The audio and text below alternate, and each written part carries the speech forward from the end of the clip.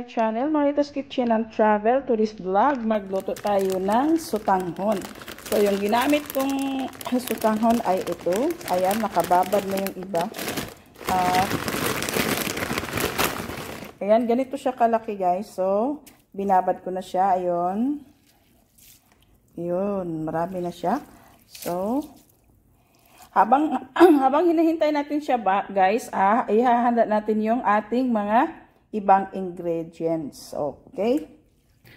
So, yung ating ibang ingredient is yung ating carrot, yung ating cabbage, yung onion, garlic, red pepper and green, and then chicken. Chicken at saka yung ating dried prawn. So, hindi ko ginamitan siya guys ng, what is that? Yung liver. Kasi ayaw ng mga bata ng liver. So, ito lang yun guys. Yung napakasimple lang yung ingredient ko. Tapos, yung wala lang siyang liver. Kasi ayaw nila ng liver. So, chicken ang ginamit ko. So, mainit na yung ating mantika. Lagyan natin yung ating garlic.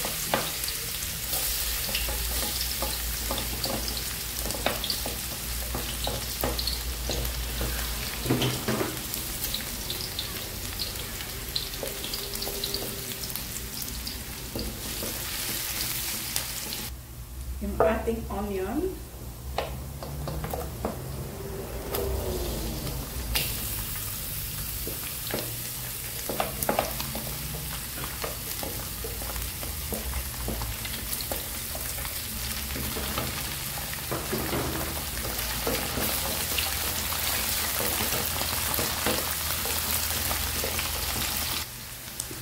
Yung ating dried prawns.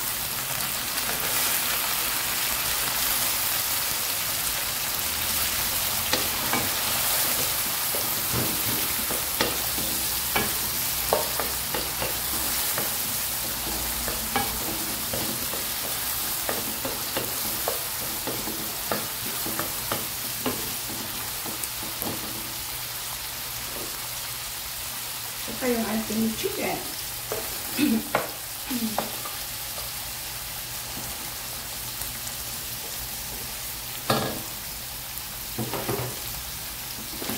Yung ating chicken guys, nilagyan ko na siya ng salt at saka black pepper.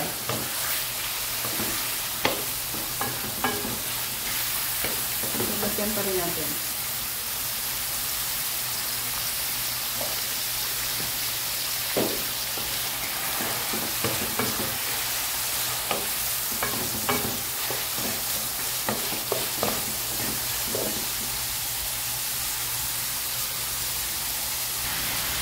Maglagay din ako guys ng oyster sauce, pero kunti na lang, nilagyan ko siya ng kunting tubig.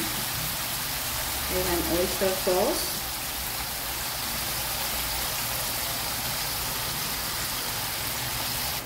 Maglagay din ako ng chicken powder. Kunting chicken powder.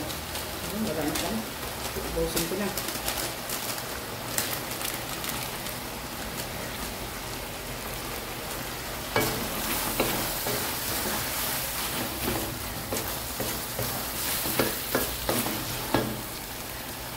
Maglagay din ako muna ng kunting tubig.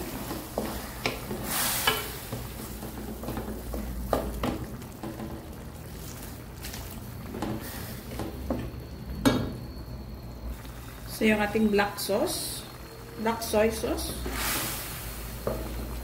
Huwag lang damihan. Huwag lang gaanong maitim.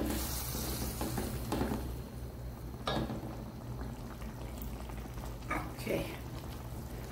So, tikman natin.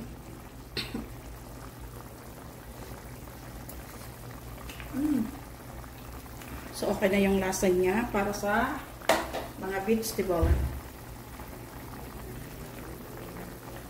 So, isabay ko na siya lang lahat, guys. Ayan, yung ating cabbage at saka yung ating red pepper and black pepper and carrot. So, isabay ko na siya.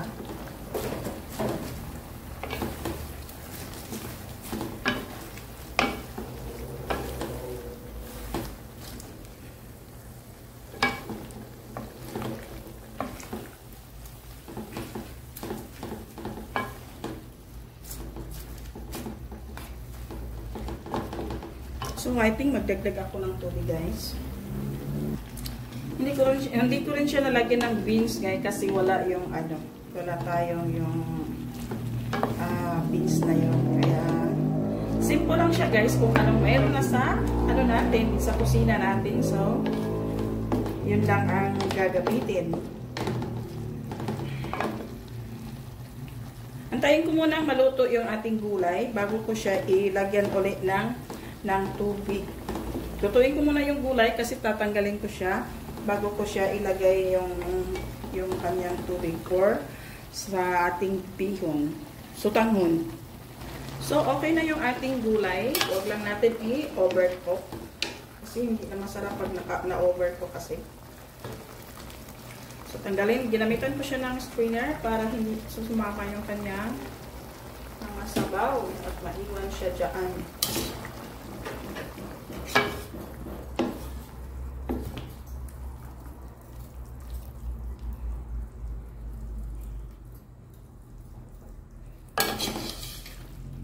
Saka natin siya ibalik mamaya pag naluto na yung ating sutanghon.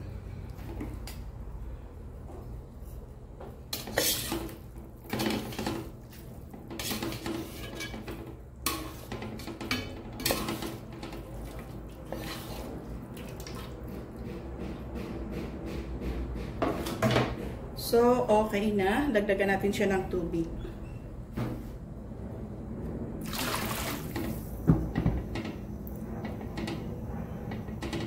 Ang sutanghon, guys, kailangan na maraming tubig kasi malakas siya kumain ng malakas siya kumain ng tubig. So, magdagdag ako ng pampalasa na yung ating patis. Yan. Hindi mawawala yan. Magdagdag din ako ng paminta. Black and white pepper. Kunti lang yung white pepper kasi maanghang yung white kaysa yung sa black.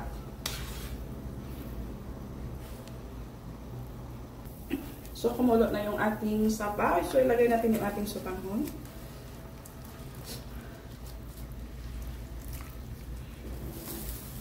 Okay lang yan, guys, kung marami yung sabaw. Kaso lang kaysa kulang kasi matakaw talaga to siya sa matakaw siya sa tubig. Kaya kailangan laging lagyan natin muna. Kung talagang luto na siya, pwede rin natin siya tanggalin yung kanyang sabaw. So, pero pag kulang ang ilalagay natin na mahirapan na tayong mag-adjust. So, mas maganda yung damihan muna natin yung sabaw kaysa yung magkulang. Kasi matakaw talaga to siya, guys, nakakain ng sabaw. Matakaw siya sa sabaw. So, hayaan muna natin siya.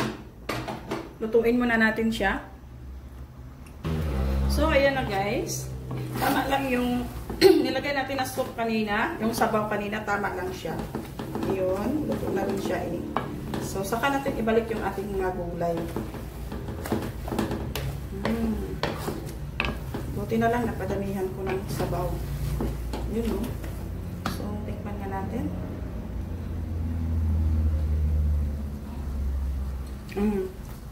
Harap. Wow. Oh, ang sarap.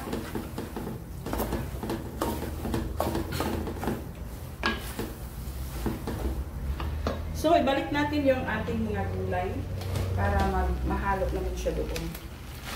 Ayan.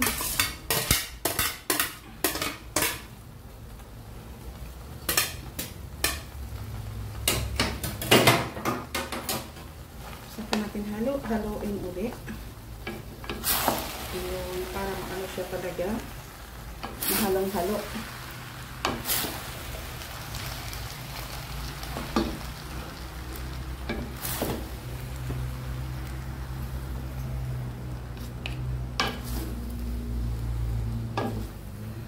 Ganito ang gusto ko, guys, yung hindi ba siya lata yung gulay. Kasi pag na-over ko kasi ang gulay, hindi na makikita. Kaya kailangan nating half cook lang din yung gulay.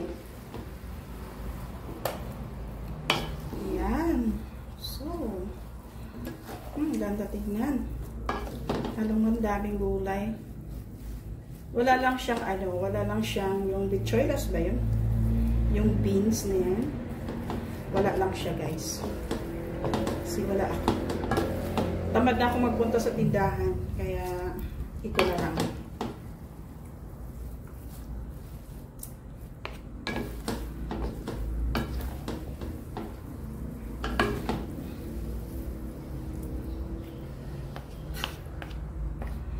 Tignan natin yung noodles.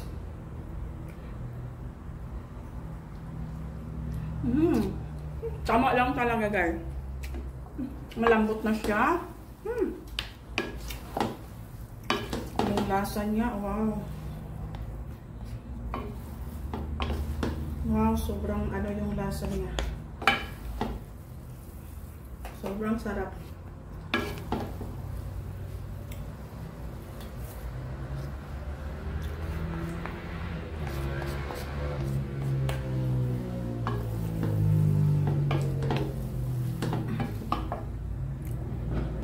Ayan, okay na siya. Ano tayo doon sa isang... Ayan, okay na siya, guys.